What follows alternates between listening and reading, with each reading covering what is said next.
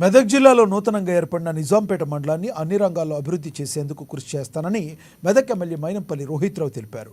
మెదక్ జిల్లా నిజాంపేట మండలం నందిగానమ్మ గ్రామంలో పలువురు బాధితులకు తన సొంత ఖర్చులతో ఆర్థిక సహాయాన్ని అందించారు.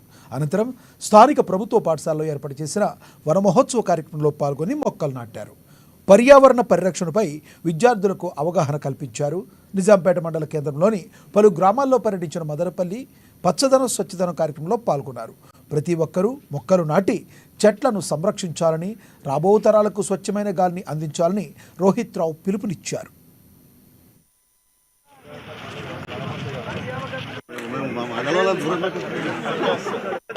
పరిశుభ్రత కార్యక్రమంలో భాగంగా నిజాంపేట మండలికి రావడం జరిగింది, మొక్కలు నాటడం జరిగింది.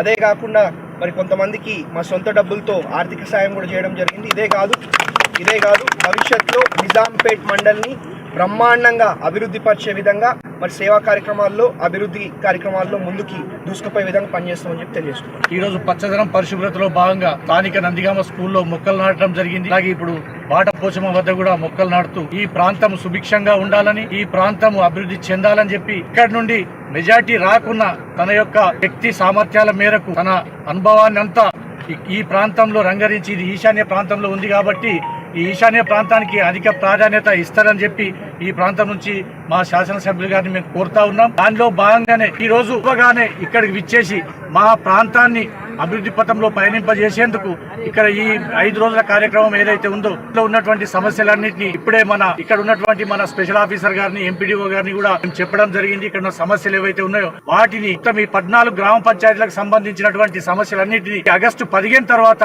స్థానిక శాసనసభ్యులు గారి ద్వారా ఆ సమస్యలు మేము విన్నవించుకుంటే వాటిని దశల వారీగా పరిష్కారం చేస్తామని చెప్పి